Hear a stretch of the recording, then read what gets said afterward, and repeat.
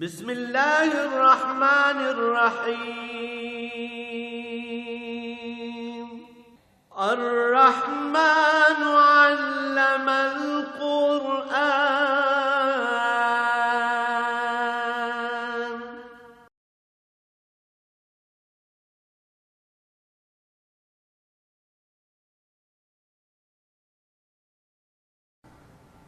الحمد للہ رب العالمین والصلاة والسلام علی حبیبہ محمد وآلہ وصحبہ اجمعین۔ اعوذ باللہ من الشیطان الرجیم، بسم اللہ الرحمن الرحیم۔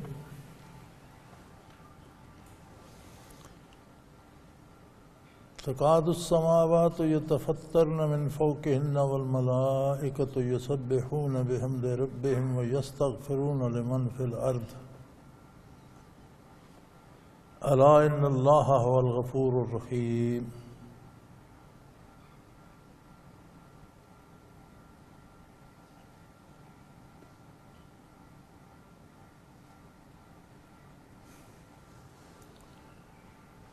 والذین اتخذوا من دونہ اولیاء اللہ حفیظ علیہم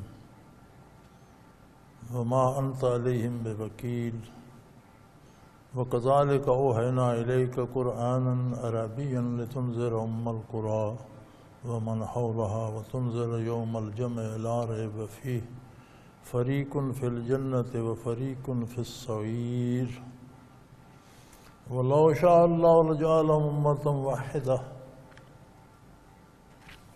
ولیکن یدخل من یشاء فی رحمتہ والظالمون ما لهم من ولی ولا نصیر۔ ام اتخذوا من دونہ اولیاء فاللہ هو الولی الحمید هو یحیی ویحیی الموتى وهو على كل شیء قدیر۔ اللہم سبحانک لا علم لنا الا ما علمتنا انک انت العلیم الحکیم۔ مولا یا صلی وسلم دائما ابدا علی حبیبک خیر الخلق کلہم۔ تکاد السماوات یتفطرن من فوقہن،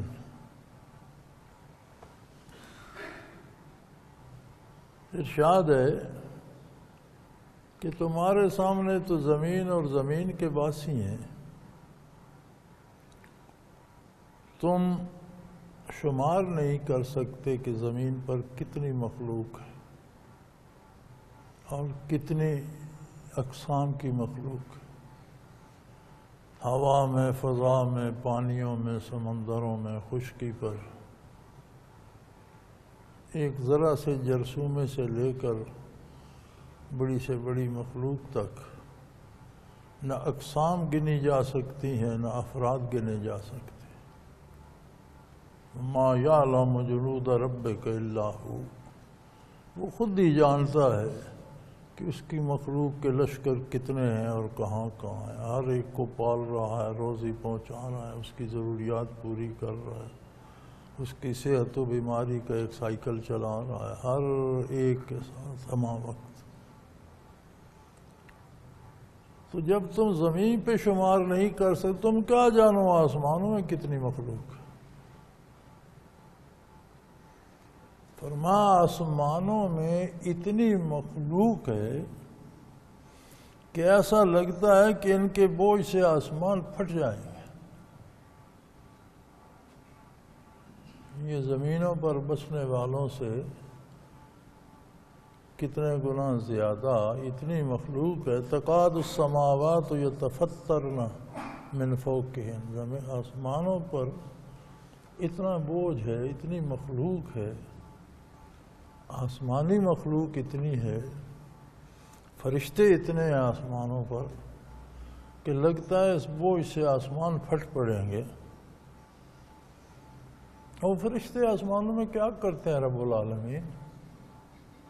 زمین پہ تو مخلوق کو تو نے روزگار کی تلاش میں لگا دیا، زندگی کا ایک پروگرام دے دیا، انسان سے لے کر ادنا سے ادنا حیوان تک لگے ہوئے ہیں روزی تلاش کرنے اور گھر بنانے اور لڑنے بھیڑنے اور بسنے مرنے جینے میں۔ تو آسمانوں میں کیا کرتے ہیں؟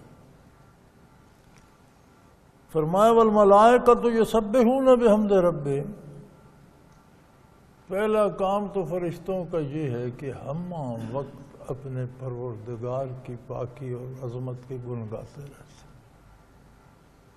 ہم وقت ذکر الہی کرتے ہیں، ہم وقت اللہ کو یاد کرتے ہیں، ہم وقت اس کی عظمت کی باتیں کرتے ہیں، اس کی تعریف کرتے ہیں، اس کی تسبیح و تحمید کرتے ہیں، ہم وقت کوئی لمحہ نہیں کہ وہ غافل ہوں۔ دوسرا کام، دو کام کرتے ہیں،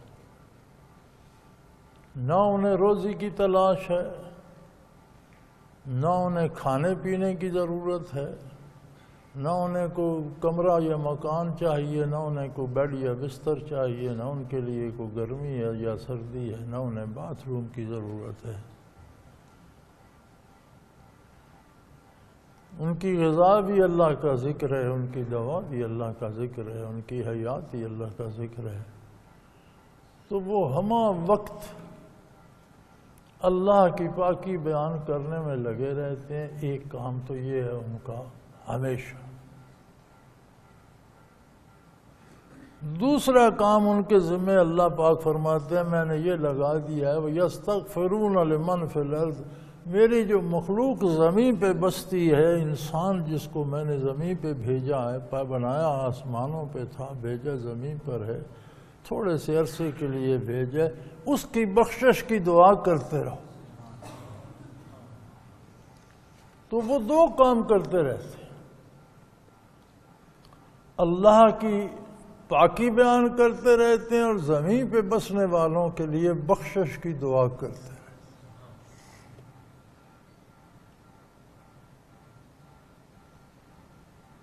کیسا کریم ہے،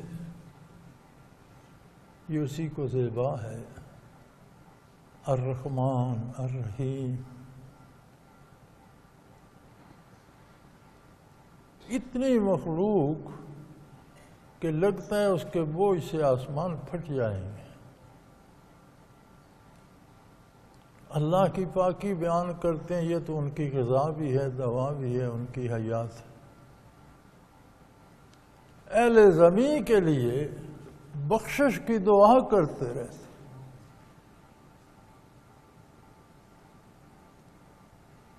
انسان تو شکایت کرتا ہے کہ بار الہ تو نے مجھے مصیبت میں ڈال دیا، اتنی رنگین دنیا بنا کر اور اتنے بکھیڑے بنا کر، اور پھر اولادیں اور بیویاں اور خواہشات اور آرزوئیں، گھر مکان گاڑیاں، عہدے، اقتدار، ایسی ایسی رنگین چیزیں بنا دی، میں کیسے بچ سکتا ہوں؟ وہ فرماتا ہے میں نے مرض تھوڑے لگائے ہیں، دوائیں زیادہ دی ہیں۔ اب اگر کوئی مریض دوا چھوڑ دے تو مرتا ہے، تو پھر کسی کا اس میں کیا قصور؟ فرمایا تم تو زمین کی بات کرتے ہو، میں نے آسمانوں میں اتنی مخلوق پیدا کی ہے کہ ایسے لگتا ہے کہ آسمان پھٹ جائیں گے اس بوجھ سے، اتنی مخلوق ہے۔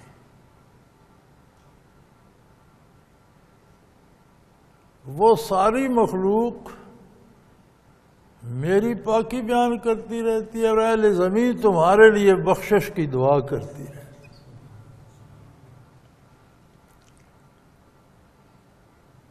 یسبحون بحمد ربہم، اپنے پروردگار کی پاکی بیان کرتے ہیں۔ وَيَسْتَغْفِرُونَ لِمَنْ فِي الْأَرْضِ، زمین پر بسنے والوں کی بخشش کی دعا کرتے ہیں۔ کیسا کریم ہے کہ ایک بے پناہ تعداد جس کے بوجھ سے آسمانوں کو لگتا ہے پھٹ جائیں گے، اس کی تعریف تو ہر شے کر رہی ہے، چونکہ اِن مِّن شَيْءٍ إِلَّا يُسَبِّحُ بِحَمْدِهِ کا مخلوقات میں کوئی فرد ایسا نہیں جو اللہ کی تسبیح بیان نہ کرتا ہو، جو چھوڑ دے وہ ہوتا ہی نہیں، رہتا نہیں۔ درخت پتھر دریا پہاڑ ہوائیں فضائیں بادل سمندر خشکی ہر ذرہ سوائے انسان کے کوئی چیز غافل نہیں ہوتی. ہر پتا ہر ڈالی ہر پھول ان کی حیات ذکر کے ساتھ منسلک ہے. جو ذکر چھوڑتا ہے ختم ہو جاتا ہے. انسان کو اختیار دیا ہے ایک خاص وقت تک کہ تو میرا ذکر چھوڑے گا تو میرے قرب سے محروم ہو جائے گا. تو موت سے زیادہ نقصان اس کو ہوتا ہے. مر تو جاتا فنا ہو جاتا ختم ہو جاتا کسی عذاب میں تو نہ پڑتا. اگر اسے اختیار دیا ہے تو آزمائش بھی بڑی دی ہے. تو فرمایا وہ سارے زمین پہ بسنے والوں کی بخشش کی دعا کرتے ہیں. الا ان اللہ هو الغفور الرحیم. اچھی طرح سن لو یقیناً اللہ بہت بڑا بخشنے والا بہت بڑا رحم کرنے والا.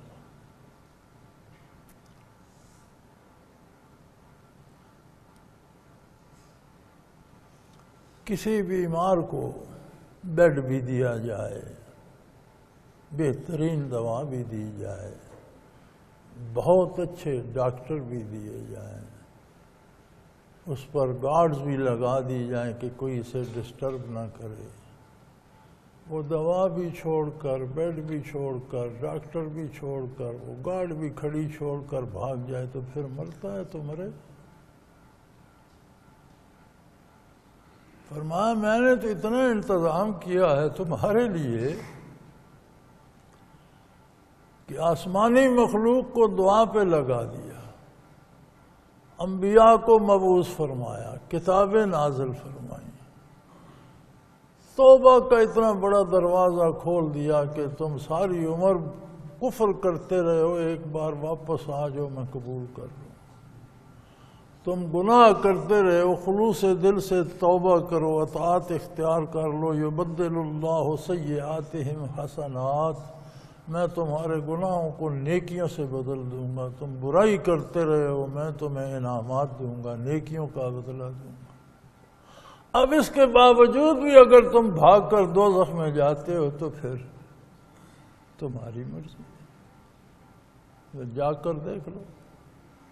الا ان اللہ هو الغفور الرحیم. بہت اچھی طرح جان لو سن لو یقیناً اللہ بہت بڑا بخشنے والا ہے. تمہارا کوئی گناہ اس کی بخشش کو عاجز نہیں کر سکتا. لیکن یہ یاد رہے اللہ انسان جیسی مجلس اور جیسے انسانوں میں بسے وہ سب سے زیادہ متاثر کرتے ہیں اسے. غالباً ایک واقعہ بخاری شریف میں ہی مذکور ہوا ہے کہ بنی اسرائیل کا کوئی شخص تھا لڑنا بھڑنا یہ وہ معروف تھا.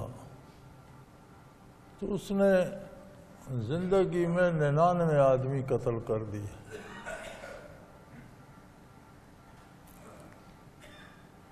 تو اسے خیال آیا کہ میں کتنی زیادتی کر رہا ہوں تو مجھے توبہ کرنی چاہیے. وہ کسی عالم کے پاس گیا صورتحال بتائی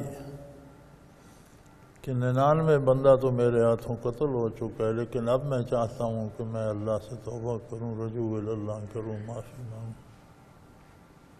تو وہ بھڑک گئے جیسے عموماً عام علماء کی عادت ہوتی ہے سوائے اللہ کے بندوں کے.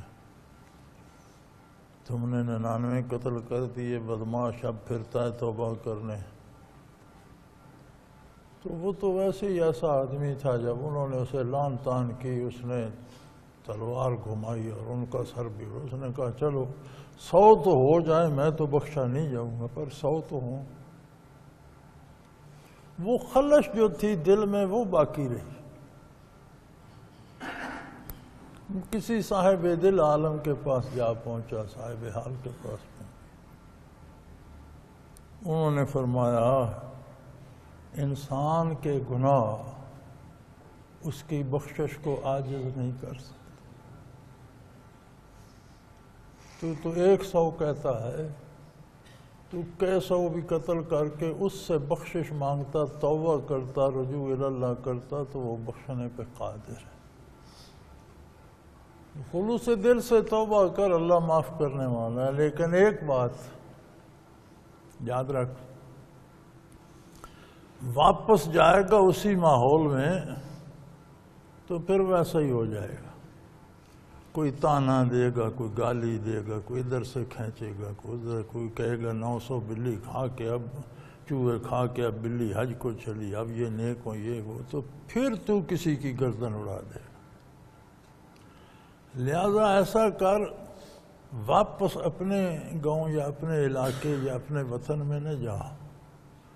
فلاں علاقے میں نیک لوگ بستے ہیں، اللہ اللہ کرنے والے ہیں، اللہ کے بندے ہیں، ادھر چلا جا.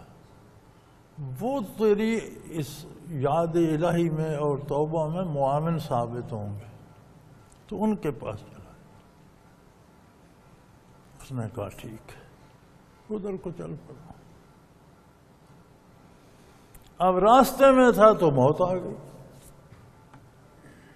پہنچا نہیں. جب موت آئی تو دونوں طرف کے فرشتے آ گئے. دوزخ والے آگے ہماری آسامی ہے، جنت والے آگے کہ توبہ کر چکا ہے، یہ ہمارا مہمان ہے. دونوں نے عرض کی بار الہ تیرا بندہ ہے، تو فیصلہ کر، ہم نے تو ڈیوٹی کرنی ہے. یہ جنت والے بھائی آ گئے ہیں کہ توبہ کر چکا ہے، ہمارا ہے. ہم اس کی زندگی بھر کے وہ لیے پھرتے ہیں اعمال، اور ہم کہتے ہیں ہمارا ہے. دنیا عالم اسباب ہے نا. اللہ کریم نے فرمایا یار ایسا کرو، زمین ماپ لو. یہ بروں کو چھوڑ کر نیکوں کی طرف جا رہا تھا. اگر نیکوں کی طرف فاصلہ کم ہے تو اسے جنت والے لے جائیں، اور اگر بروں کے نزدیک ہے تو جہنم والے لے جائیں. تو حدیث شریف میں ہے کہ فرشتے زمین ماپنے لگے تو اللہ نے زمین کو حکم دیا کہ نیکوں کی طرف سے سمٹ جا اور ادھر سے بڑھ جا. چل تو پڑا ہے نا میرے راستے پہ. دنیا عالم اسباب تھی، انہیں تو اسباب کا حکم دیا، خود اسباب کو بدل دیا. مسبب الاسباب تو خود ہے. وہ تھا بھی نیکوں سے دور، زمین کو حکم دیا سمٹ جا، ادھر فاصلہ کم کر دے، ادھر بڑھا دے.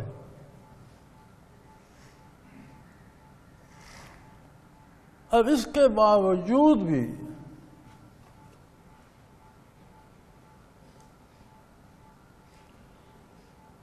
اللہ جانتا ہوں ثواب طاعت و زود،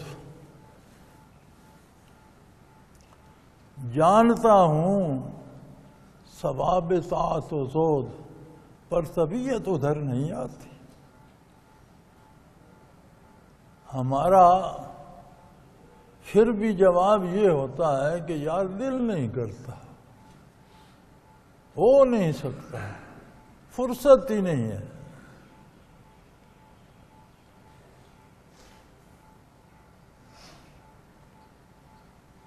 اب اتنی مخلوق آسمانوں میں جس کے بوجھ سے آسمان ٹوٹنے والے ہیں، لگتا ہے ٹوٹ جائیں گے. انبیاء علیہ الصلاۃ والسلام کی مقدس ذوات کریمہ، اللہ کی مقدس کتابیں، قرآن حکیم، محمد الرسول اللہ صلی اللہ علیہ وسلم. ہم کہیں یار فرصت نہیں ملتی کہ آپ کی بات سنیں، طبیعت نہیں مانتی کہ آپ کا حکم مانیں. یہ عجیب تماشا ہے، کہتے ہیں جی جنت جانا بڑا مشکل ہے اور جنت کو اللہ نے مصیبتوں سے ڈھانک دیا ہے اور دوزخ پر پھول چڑھا. یار کیا کہتے ہو؟ جنت جانا سب سے آسان ہے، دوزخ جانا سب سے مشکل ہے. ساری عمر جھوٹ بولو، چوری کرو، بدکاری کرو، برائی کرو، ظلم کرو، تب جا کر جہنم پہنچو گے. اور ہر گناہ پہ دنیا میں بھی لان تان، کسی میں جیل، کسی میں قید، کسی میں مار، کسی میں لان تان ہوتی رہے گی. کون سی شابش دے گا برائی پر؟ تو مشکل دوزخ جانا ہے یا جنت جانا؟ دوزخ جانا مشکل ہے. لوگ ساری عمر محنت کر کے، لوگوں کے تانے برداشت کر کے، جیلیں کاٹ کر، مصیبتیں کاٹ کر، ساری عمر برا کہلا کر، تب کہیں جا کر دوزخ پہنچتے. جنت میں تو اللہ کی اطاعت کرو تو یہ کائنات کا ذرا ذرا آپ کی عزت بھی کرتا ہے، پیار بھی کرتا ہے، ماحول اور معاشرہ بھی پیار کرتا ہے، دل مطمئن رہتا ہے، روح خوش رہتی ہے. مشکل تو دوزخ میں جانا ہے، الٹ دیے گئی ہے. یہی بات اس آیہ کریمہ میں فرمائی گئی کہ دیکھو میں نے کتنے اسباب بخشش کے بنائے. تمہارے پاس صرف یہ اختیار، کو پیدا ہونے کا اختیار نہیں، مرنے کا اختیار نہیں، صحت مند ہونے کا، بیمار ہونے کا اختیار نہیں، شکل کیسی ہوگی، عقل کیسی ہوگی، علم کتنا ہوگا، قد کتنا، کچھ نہیں تمہارے پاس. ایک اختیار ہے کہ میری اطاعت کر لو، نہیں چاہتے تو نہ کر کے دیکھ، بس. اس ایک پر تم اتنے بپھر گئے کہ تم نے کہا بس طبیعت ادھر نہیں آتی تو پھر بھگتو، جدھر طبیعت جاتی ہے بھگتو.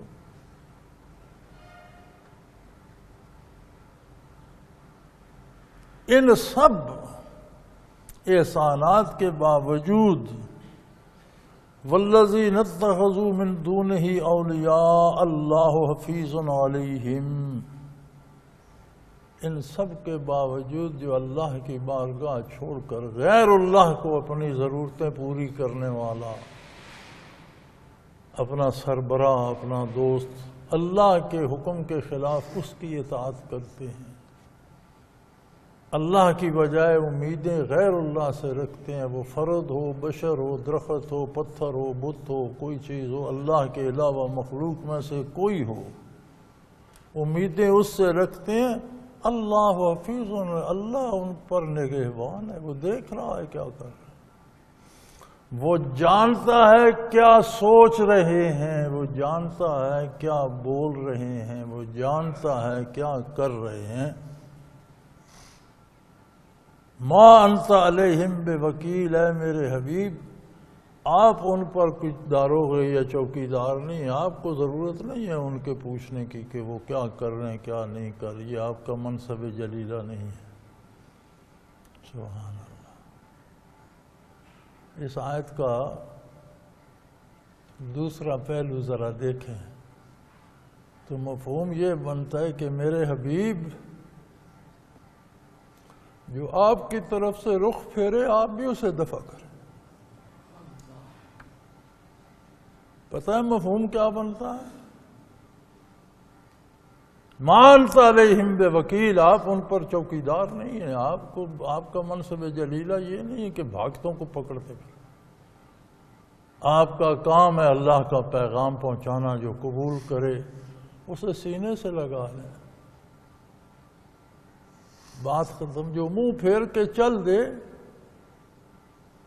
اس کی آپ بھی پرواہ چھوڑ دیں، دفع کریں، جانے دیں. ما انت علیہم بوکیل، آپ سے نہیں پوچھا جائے گا، آپ ان پر ذمہ دار نہیں ہیں. اللہ حفیظ، اللہ ان کی ہر سوچ، ہر فکر، ہر کردار پر نگہبان ہے، وہ خود دیکھ رہا ہے، وہ خود جان رہا ہے، وہ جانے اور اس کی مخلوق جانے. اب ذرا وہ دوست جو کہتے ہیں جی رشوت بغیر گزارا نہیں ہوتا، وہ ہمارا اکاؤنٹنٹ کل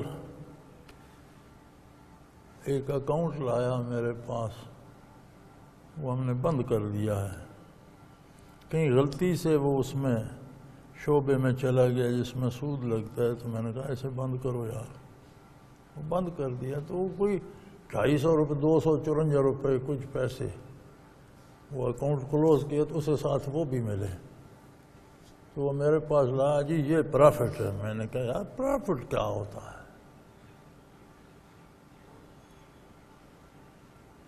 سیدھا سیدھا سود کہو یہ سود ہے؟ نہیں جی نہیں، سود کا تو زمانہ ہی نہیں، اب تو یہ پرافٹ ہے۔ میں نے کہا زمانہ وہی ہے، شریعت وہی ہے، احکام وہی ہیں، تم خنزیر کو بکرا کہو گے تو وہ بکرا ہو جائے گا۔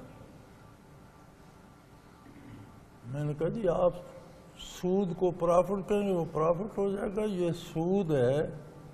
ہمارے ہاں سود کی ایک الگ مد ہے، اسے ریڈ منی کہتے ہیں، یہ الگ سے بینک سے لے کر اس مد میں جمع کرو جس میں سود ہے۔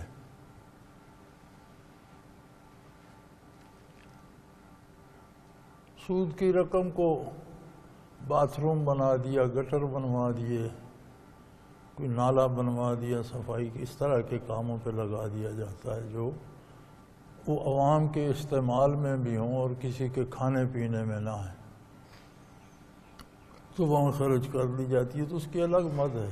میں نے کہا بھائی پرافٹ نہ کہو، مجھے بھی پاگل نہ بناؤ، یہ سود ہے، زمانہ وہی ہے، زمانہ نہیں بدلا، یہ محمد الرسول اللہ صلی اللہ علیہ وسلم کی نبوت ہے، یہ قرآن کی حکومت ہے، یہ قرآن کے قوانین نافذ ہیں، کوئی نہیں بدلے، اور یہ سود ہے، اسے سود میں جمع کرو۔ الا اللہ، سو فرمایا جو میری بارگاہ چھوڑ، اتنے انتظامات کے بعد پھر میں نے بندے کو اختیار دیا ہے کہ ان سب انتظامات سے استفادہ کرتا ہے یا منہ پھیر کے چل دیتا ہے تو اسے پکڑا نہیں جائے۔ اب جہاں سے اگر رخ پھیر کے چل دیتے ہیں تو آپ ان کی پرواہ ہی کرنا چھوڑ دیں، ما انت علیہم بوکیل، آپ ان کے ذمہ دار نہیں ہیں، ان کی کوئی پرواہ نہ کریں۔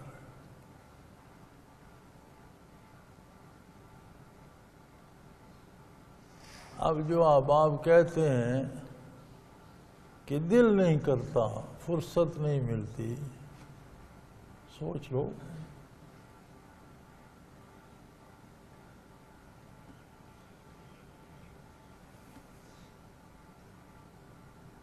وَكَذَلِكَ أَوْحَيْنَا إِلَيْكَ قُرْآنًا عَرَبِيًّا، ہم نے تو آپ پر خوبصورت مقدس ترین عربی زبان میں پورا قرآن نازل فرما،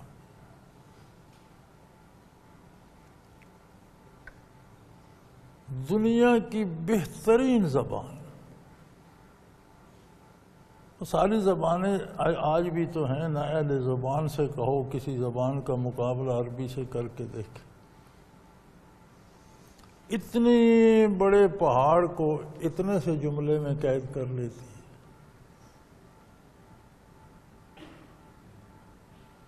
کسی دوسری زبان میں وہی جملہ کہنا پڑے تو اتنی بات بنتی۔ یوں تو حضور کا ارشاد ہے کہ میں عربی ہوں، قرآن کی زبان عربی ہے، اہل جنت کی زبان عربی ہے، عربی سے محبت کیا کر۔ آپ بھی جنت میں جائیں گے تو عربی بولیں گے، اللہ آپ کو عربی سکھا دے۔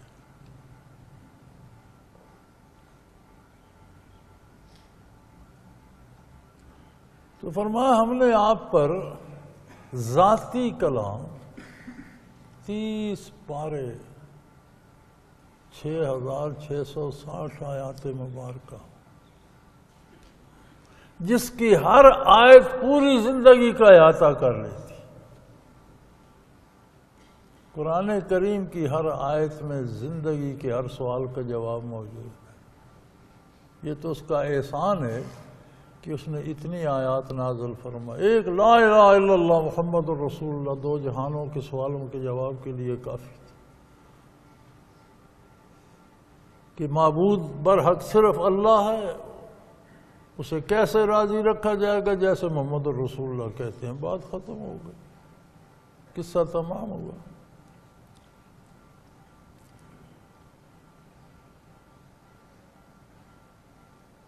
موسیٰ علیہ السلام سے پوچھا گیا ما تلک بیمینک یا موسیٰ، موسیٰ یہ آپ کے ہاتھ میں کیا ہے؟ سادہ سا جواب جو انہوں نے دیا وہ ٹھیک تھا، تلک عصائی، یہ میری لاٹھی ہے، بات ختم ہو گئی۔ تلک عصائی اتوکل علیہا واحش بہا غنمی ولی فیہا مآرب اخری، یہ میرا عصا ہے، میں اس پر سہارا بھی لیتا ہوں، اس سے بکریاں چرانے کا کام بھی بہت سے سارے کام اس سے اللہ کرتا ہوں۔ تو وہاں بحث یہ کی جاتی ہے کہ ادب یہ ہوتا ہے کہ مختصر ترین جواب دیا جائے۔ ادھر اللہ کے اولی العزم رسول ہیں، کلیم اللہ ہیں، ادھر ذات باری ہے، جواب ختم ہو گئی۔ عصائی آپ کے ہاتھ میں کیا ہے؟ یہ میرا عصا ہے، بات ختم ہو گئی۔ اب موسیٰ علیہ السلام نے لمبی کیوں کر دی؟ جواب فرماتے ہیں کہ وہ لذت حضوری میں بہہ گئے۔ وہ کسی نے کہا تھا بیک لفظ تمام گفتن تمنائے جہان را، دنیا کی ہر بات ایک لفظ میں کہی جا سکتی، کوئی 1 گھنٹہ تقریر کرے آپ کہہ دیں نہیں بھائی بات ختم ہو گئی، لمبی بات کی ضرورت ہے، کوئی 1 جملہ کہیں آپ کہیں ٹھیک ہے، بات ختم ہو گئی۔ ایک ہاں یا نہ میں ساری کہانی تمام ہو جاتی ہے۔ بیک لفظ تمام گفتن تمنا جہان را، من ذوق حضوری طول دادم داستان را، مجھے تو جو حضوری کا اور بات کرنے کا مزہ آ رہا تھا اس لیے میں نے بات لمبی کر دی۔ من ذوق حضوری طول دادم داستان را، بات تو اس لیے لمبی کی موسیٰ علیہ السلام نے کہ اللہ سے بات کرنے کا جو مزہ آ رہا تھا وہ لے رہے تھے۔ تو فرمایا میں نے 30 پارے میری باتیں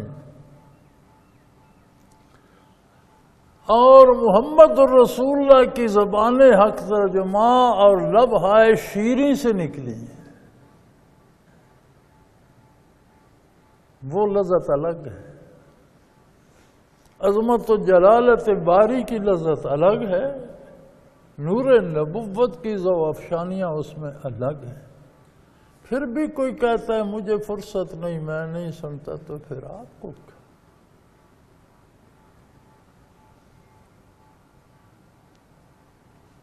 لِتُنذِرَ أُمَّ الْقُرَىٰ وَمَنْ حَوْلَهَا، فرمایا یہ کتاب میں نے اس عظیم قدیم شہر، سب سے بڑے شہر مکہ مکرمہ میں نازل فرمائی، اہل شہر کو اور پھر اہل زمین کو، ما حولہا جو بھی ارد گرد ہے۔ مکہ مکرمہ میں جہاں بیت اللہ شریف ہے، یہ وہ نقطہ ہے جس سے زمین تخلیق ہوئی، پانی ہی پانی تھا، ایک نقطہ اس پر تھا جس پر بیت اللہ شریف، اس کو بڑھا کر اللہ نے ساری زمین بنائی۔ اسی طرح جس طرح اس نقطے کو پھیلا کر زمین بنائی، اسی نقطے پہ اسی شہر میں آپ پر قرآن نازل کیا۔ جس طرح زمین پھیلی تھی، یہ پیغام بھی پھیل کر 4 دان عالم میں پہنچا۔ وہ قادر ہے، اس کا اپنا نظام ہے۔ فرمایا ذرا انتظامات دیکھتے جاؤ۔ مقصد کیا تھا قرآن کا؟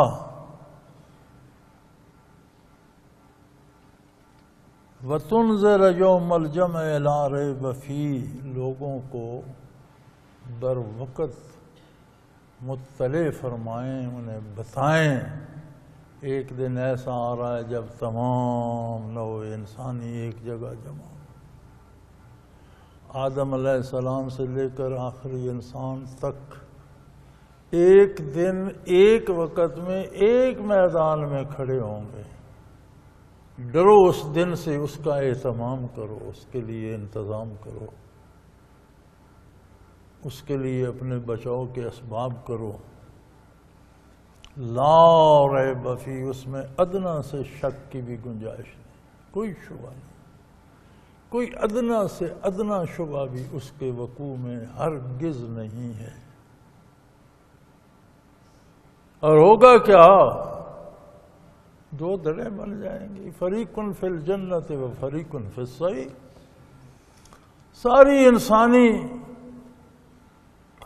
نسل دو دھڑوں میں بٹ جائے گی. ایک طبقہ جنت میں چلا جائے گا، ایک دوزخ میں چلا جائے گا. آگے الگ بات ہے، جنت والوں کے بھی اپنے اپنے مدارج ہیں اور دوزخ والوں کے بھی اپنے اپنے ہیں. لیکن بنیادی طور پر ساری مخلوق دو حصوں میں بٹ جائے گی. ایک طبقہ جنت میں، ایک طبقہ دوزخ میں. فرمایا آپ کی بعثت عالی کا مقصد یہ ہے کہ بندہ خود کو تلاش کرے کہ وہ کس طبقے میں ہے. قرآن کیا بتاتا ہے؟ جنتوں کی نشانیاں کیا ہیں، ان کے عقائد کیا ہوں گے، کردار کیا ہوگا. میرے عقیدے کیا ہیں، کردار کیا ہے. توبہ کا دروازہ کھلا ہے، رجوع اللہ کر اپنی اصلاح کر لے، نہیں تو پھر جہنم تو ہے سامنے. اور وہ قادر ہے، اس نے تجھے بننے پہ، پیدا ہونے پہ، بیمار صحت مند ہونے پہ، مرنے پہ اختیار نہیں دیا. اگر یہ اختیار بھی نہ دیتا، جو بھی کفر کرتا فنا ہو جاتا، تو کون کفر کرتا؟ وَلَوْ شَاءَ اللَّهُ لَجَعَلَهُمْ أُمَّةً وَاحِدَةً، اگر اللہ چاہتا تو سب ایک جیسے ہوتے، کوئی بھی انکار کی جرت نہ کرتا.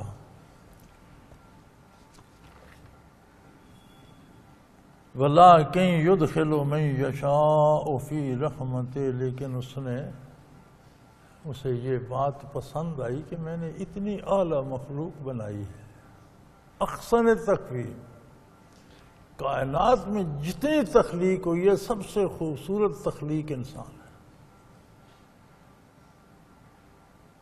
پھر اسے میں نے دل دیا ہے، شعور دیا ہے، اور وہ شعور دیا ہے کہ یہ میری معرفت حاصل کر سکتا ہے. اللہ کون ہے، کہاں ہے، اللہ کیسا ہے، اس کی ذات کیسی ہے، صفات کیسی ہے، اس کی عظمت کیا ہے، اس کا حکم کیا ہے، وہ کس بات پہ راضی ہے، کس پہ وہ میرا کرتا کیا کیا ہے، اس پہ احسانات مجھ پہ کتنی تفصیلی علم میں نے اسے دیا. یہ سب جاننے کے بعد میں پسند نہیں کرتا کہ میں ایسے رسی سے باندھ کر اپنی بات میں نے کہا اسے اب تو آزاد ہے. یہ سب جاننے سننے کے بعد میری اطاعت کرنا چاہتے تو آیا، نہیں چاہتا تو نہ کر کے دیکھ. اگر میں چاہتا تو یہ اختیار بھی نہ دیتا اور سارے سجدے کرتے رہتے. لیکن فرمایا میں نے چاہا جب اس کو میں نے اتنے کمال دیے ہیں تو ایک آزمائش بھی، امتحان بھی ہونا چاہیے. یہ اپنی مرضی سے کیا چنتا ہے، مجھے چنتا ہے یا وقتی لذات کو چنتا ہے.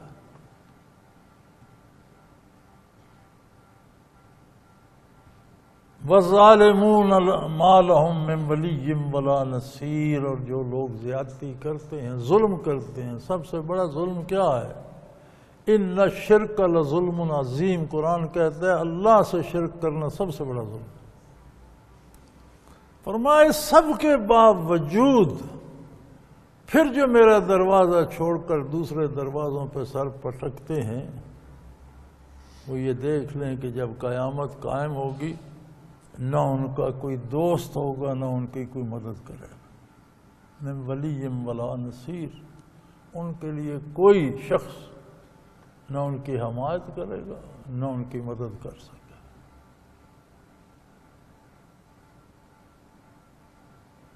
ام اتخذوا من دونہ اولیاء، فرمایا ایسے جاہل ہیں کہ اللہ کے مقابلے میں اللہ کو چھوڑ کر کسی دوسرے کو ولی بناتے ہیں، اپنا پکار ساز بناتے ہیں، اپنا مشکل کشا مانتے ہیں.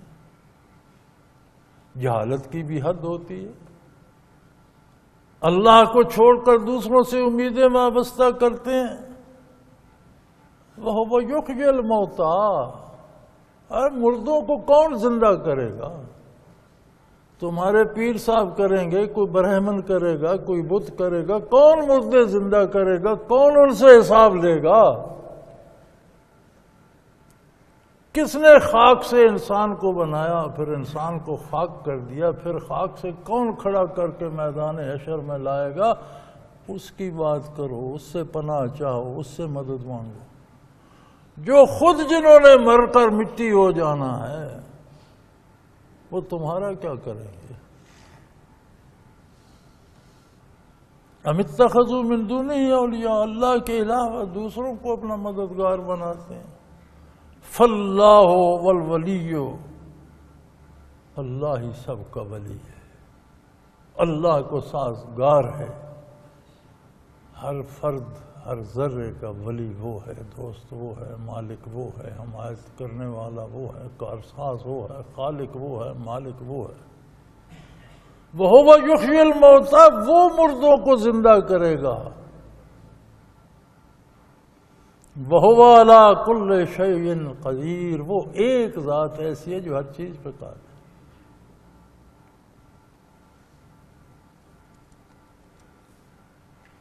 اللہ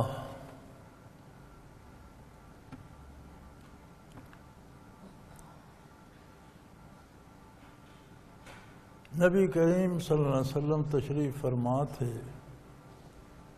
ایک بدو آیا، صحرائی بندہ، دیہاتی بندہ. عربی میں بدو دیہاتیوں کو، جنگل کے باسیوں کو، گاؤں وغیرہ میں رہنے والوں کو کہتے.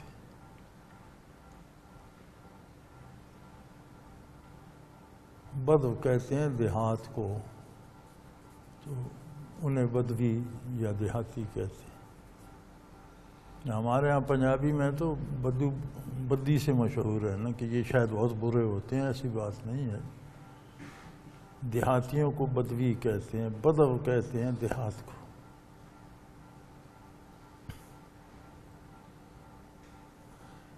اس نے عرض کی یا رسول اللہ، مرنے کے بعد کون حساب لے گا ہم سے؟ کون پوچھے گا کہ تو نے کیا کیا، تو نے کیا نہیں کیا؟ حضور اکرم صلی اللہ علیہ وسلم نے فرمایا اللہ جل شان بڑا خوش ہوا، کہنے لگا پھر تو ہم بچ گئے، پھر تو موج ہو گئے، پھر ہم بخشے گئے. آپ نے فرمایا وہ کیسے؟ کہنے لگا حضور اللہ بڑا کریم ہے، اور کریم جب کسی پہ قابو پا لیتا ہے تو معاف کر دیتا ہے. اگر حساب اللہ نے لیا ہم سے پھر تو ہم بچ گئے، پھر تو گناہ معاف ہو گئے. کیونکہ کریم ہے. کریم کی شان یہ ہوتی ہے کہ جو اس کے قابو میں آ جائے پھر اس سے بدلے نہیں لیتا، پھر اسے معاف کر. اب خوش خوش چل دیا. اور فرماتے ہیں جب تک وہ نظر آتا رہا حضور اکرم اسے دیکھتے رہے، اور آپ فرما رہے تھے قد عرف ربہ، قد عرف ربہ. اس نے اپنے پروردگار کو پہچان لیا. اب وہ اس بات پہ خوش تھا کہ اور درمیان میں کوئی نہ آئے، شاید وہ کیا کرے کیا نہ کرے. تو اللہ تو کریم ہے، اللہ پوچھے گا تو کیا ہے، کہیں گے یا اللہ یہ غلطی ہوئی، وہ معاف کر دے گا. تو نبی کریم صلی اللہ علیہ وسلم کو اس کی یہ بات بڑی پسند آئی. آپ نے فرمایا قد عرف رب، اس نے اپنے پروردگار کو پہچان لیا. فرمایا وَهُوَ يُحْيِي الْمَوْتَى. وہ مردوں کو زندہ کرے گا. تم کہاں پھرتے ہو؟ کس سے مدد چاہتے ہو؟ کس کی بات مانتے ہو؟ کس کی غلامی کرتے ہو؟ پوچھنا تو اس نے ہے. وَهُوَ عَلَىٰ كُلِّ شَيْءٍ قَدِيرٌ. اور وہ ہر چیز پہ قادر ہے. یہ سوال مت کرو کیسے زندہ کرے گا، وہ جو چاہے کر سکتا. تم نہیں تھے تو عدم سے وجود دے دیا، تو ایک وجود کو فنا کر کے پھر دوبارہ کھڑا کر دے گا. کیا فرق پڑتا ہے اس کی عظمت کو؟ وآخر دعوانا ان الحمد للہ رب العالمین۔ اللہ اللہ اللہ اللہ اللہ اللہ اللہ اللہ۔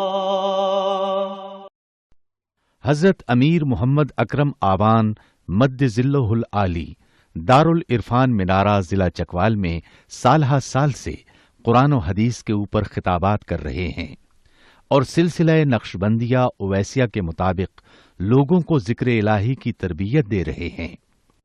وہ قرآن پاک کی تفسیر ترتیب وار بیان کر رہے ہیں۔ تفسیر قرآن کو وہ موجودہ ملکی اور بین الاقوامی حالات کے مطابق بیان کرتے ہیں۔ موٹر وے سے کلر کہار کے انٹرچینج سے نکلتے ہوئے کلر کہار کی جھیل سے ہوتے ہوئے میانی، بوچھال اور نورپور سے گزرتے ہوئے دارالعرفان منارہ پہنچ سکتے ہیں۔ حضرت امیر محمد اکرم آوان نے بچیوں اور بچوں کی دینی اور دنیاوی تعلیم کے لیے سقارہ اکیڈمی کے نام سے ایک درسگاہ بھی قائم کی ہے، جس کا افتتاح ملک پاکستان کے صدر جنرل محمد ضیاء الحق نے اپنے دست مبارک سے کیا تھا۔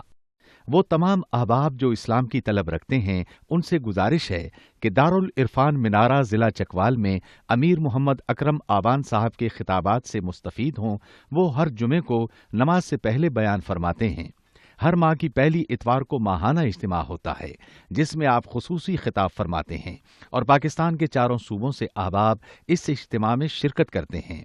اس کے علاوہ یہاں سال میں 2 مرکزی اجتماعات بھی ہوتے ہیں، ایک رمضان المبارک میں اعتکاف کا اجتماع اور دوسرا جولائی اور اگست میں 40 دن کا اجتماع ہوتا ہے جس میں روحانی تربیت کی جاتی ہے۔